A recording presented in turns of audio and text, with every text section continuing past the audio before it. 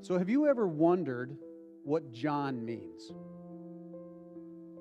So why was God, through Gabriel, so specific on naming him John? Because you know that God, through an angel, also was very specific about Jesus' name. Because what does Jesus mean?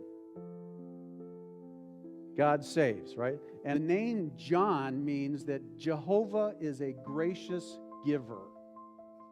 You think God was trying to make a point with John's name?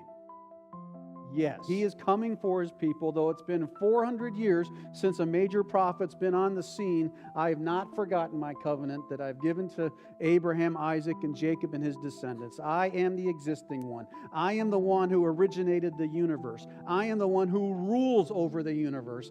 And all of this was packed in the name of John before he thundered in the wilderness.